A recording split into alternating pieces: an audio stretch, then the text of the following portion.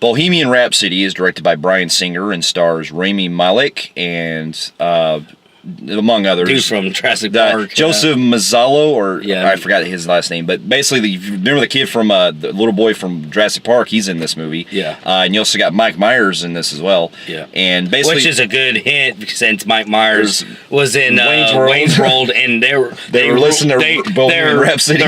Their whole show relied on Queen. Yeah. They were actually spoofing diehard Queen fans. So. Yeah.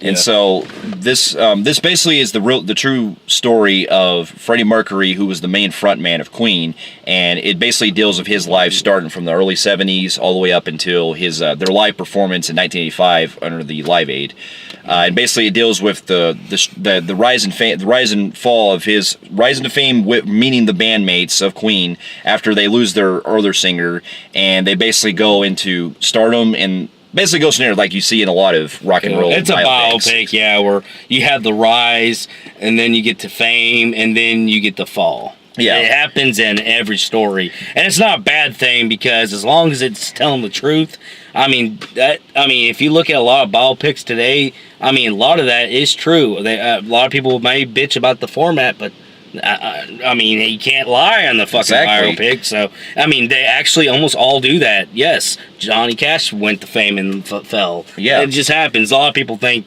it's ironically that they all do it. Everyone does. And now, here's a little backstory. Now, this film, as far as from what I heard, it actually went through a lot of production troubles for quite a while, because it originally was going to star Sacha Baron Cohen. If you know him, he played Borat. He was originally going to play Freddie Mercury, and I believe that due to some creative differences that happened with him in the band, he dropped out of the project. Yeah, I'm not saying I don't think he would have done bad, but at the same time, I think I would have liked it maybe a little bit less than what I did with Raimi, had he have been over the role. Yeah. Though I would have been interested. And it was actually, and the other thing was that Bryan Singer, who did complete the film, who basically shot 90% of the film, he actually got fired behind the scenes over some over some stuff with the crew members and everything. And basically, in the last 2 weeks, they had to hire another guy, Dexter Fletcher, to come in to finish the film. So technically, he finished the movie, but Bryan Singer still shot 90% of it. So it's still directed by him. Or Bryan Singer finished it, and then all the side shit they needed to fix, they got the other guys to do that. Yeah, and because they couldn't do two directors, they had to give Bryan Singer credit. Yeah. So, and going into this film, I actually got kind of curious, because I'm a big fan of Queen, and I'm not like a huge fan, but I love a lot of their music. I'm not a huge fan either, but I like a lot of their music, and to be honest with you, this was like my most hyped biopic of this year. Yeah, definitely. I was more excited to this than I was say like First Man, but I still really, I wanted to see how the story went with the, Freddie Mercury and everything. Yeah. And basically, upon seeing it, I can honestly say that this movie was actually quite pretty good. I actually really enjoyed it. Yeah, and this movie was fucking it was about as good as I thought. I thought it was really, really good. Starting with my pros, Rami, what's his name? Malek, I think. Rami, I can't really say his name. Malek, whatever. I can't say his name. You guys know the guy who plays Freddie Mercury in this film. He was fucking unbelievably good.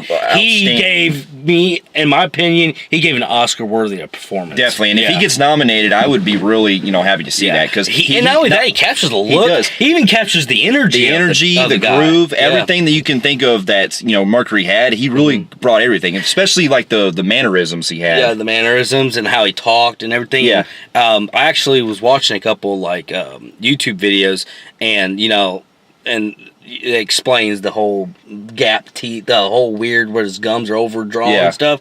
And Freddie Mercury actually, when in doing his interviews, looked exactly how Raimi was doing. I was like, wow, dude. I said, they really got him down pat on this movie. Fuck. Yeah. So, Raimi, you did a fucking amazing job. He was wonderful. Yeah. And I like the rest of the cast, too, especially the other bandmates. Like, they actually got a guy who looked just like Brian May, the long-haired dude. The guy looks just like him and everything. Yeah, they actually, the people that's in the Queen band actually look really spot on with what happened in real life. And what's funny was the guy who plays the bassist, he's played by Joseph Mazzallo, who was the little kid from Jurassic Park. Yeah. It took me a while to... That's the kid from Jurassic Park. I had to mention it to you. I mean, I was already 3/4 in this...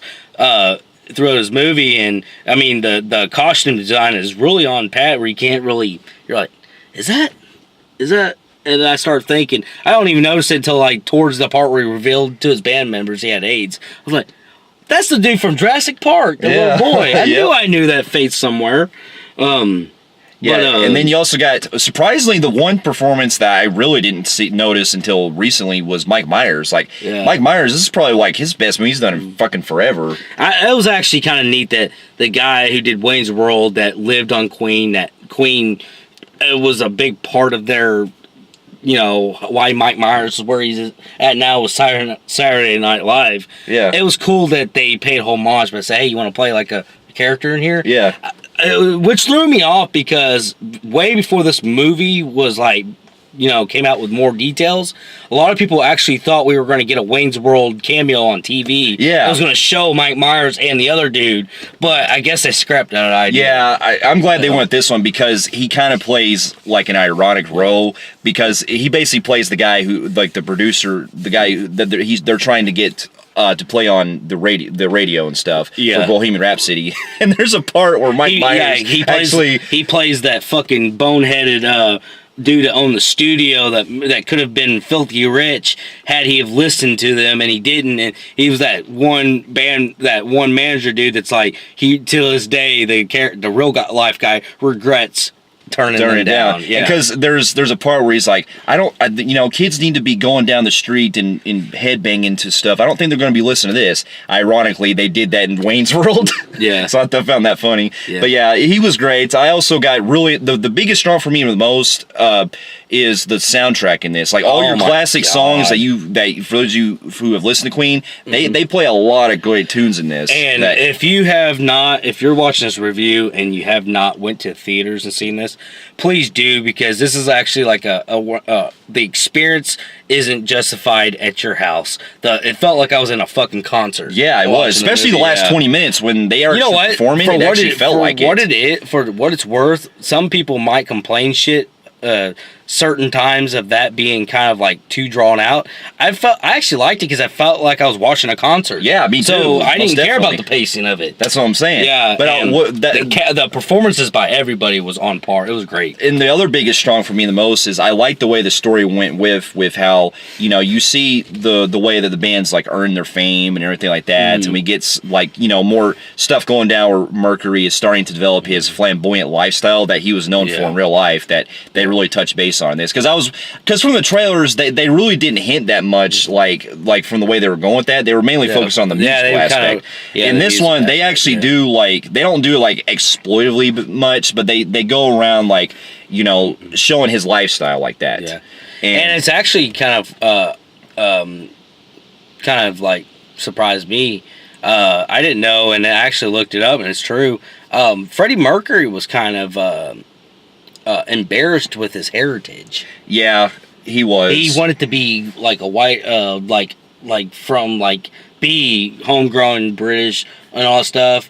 And he had like a Pakistani background. Yeah, and he even was so embarrassed by his history, his own ancestors, that he wanted to change his name. He changed his name and everything so he could sound British. Yeah, yeah. And that's what I'm saying. Yeah, they didn't dive a lot into that, but I enjoyed the way that you really get to see the struggles that he goes through in this, as far as his lifestyle, not working out with his girlfriend and stuff, and things like that, and cheating, drugs, and rock and roll. You've seen it before, but I mean, it's not lying, it's true. So. Yeah, that's what I'm saying. And if you're from the 80s, especially if you're from the 80s, like Michael Jackson and Eddie Murphy, Freddie Mercury, and Prince, Freddie Mercury was on that level of talked about in the 80s. Yeah. He was a big deal. But also, now, if I really had any real cons with the movie, I would say I mean, the movie does kind of have a similar for like a lot of biopics where, you know, it's the rise and fall of the person and you know how it plays out. But that's really just the move. That's like every biopic. So that really didn't throw me off. My only real cons I really had is that like they could have spent the beginning part when he actually meets up with the band thing. They could have developed a lot more with. Yeah, they don't really develop the beginning where he first like because they really go from like really jump into where Freddie Mercury is like, you know, way before he's in like part of Queen, and he runs into the guys who would, you know, form the band Queen together, and like in the first 15 minutes, you know, hey, you know, I write music too and all that stuff. And it literally jumps a couple years later where they've been touring around and stuff. I'm like, damn, that was kind of like a big fucking jump, man. Yeah. A little too big of a jump. So I will give them a con for that. Yeah, and then there was some other stuff that they could have like elaborated on because they do kind of bring up some sections in the film that were part of his life that he experiences, but they didn't like touch base on much. I kind of wish they could have went more into detail with. Yeah, there's stuff here and there they don't really touch base on. But also, they even minimize his drug use too. Yeah, they show it here and there, and you're kind of indicated that he's got a lot of problems because you'll see it on tables and stuff.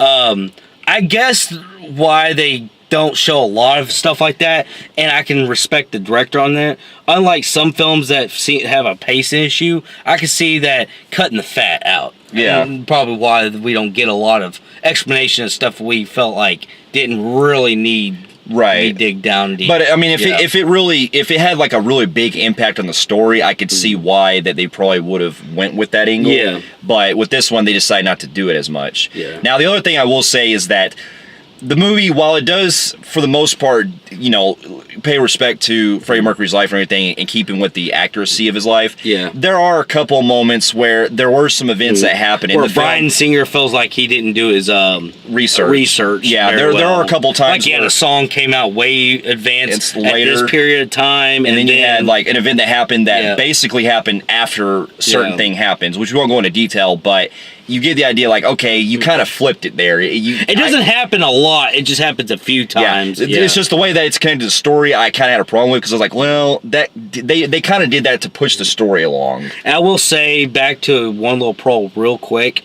I think my favorite part is the closing minutes of the concert, because really he knows this is it. Yeah, and he's going out, and dude, that really was.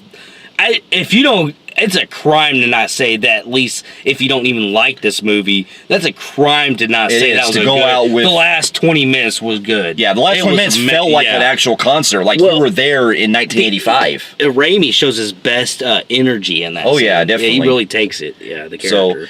Well, with that being said... really, yeah, I mean, a lot of it's just more like, wish they could have done more than...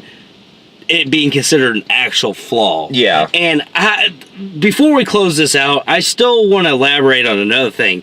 Why is people calling this a horrible biopic movie?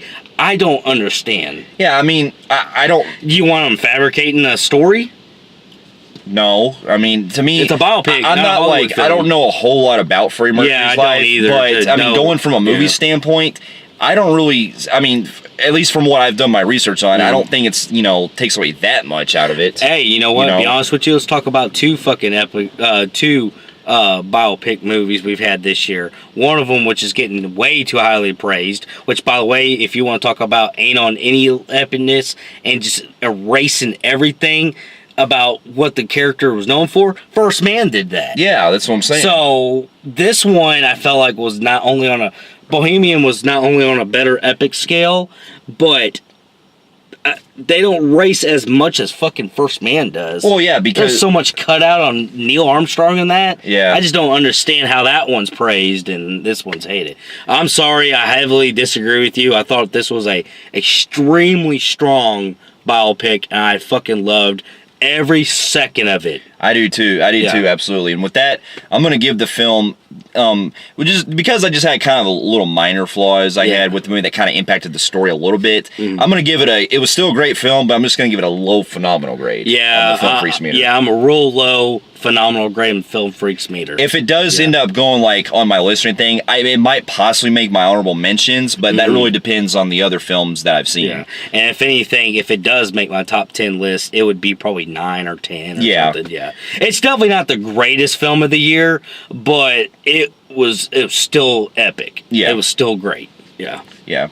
And for those of you, fair enough, for those of you who have also seen Bohemian Rhapsody, let us know in the comments below of what you thought about it. And if you like what you see here, you can feel free to like and subscribe to our channel and check out some of our other reviews here on our channel and our website at filmfreaks.com. And we'll be seeing you in our next review. We'll see you later.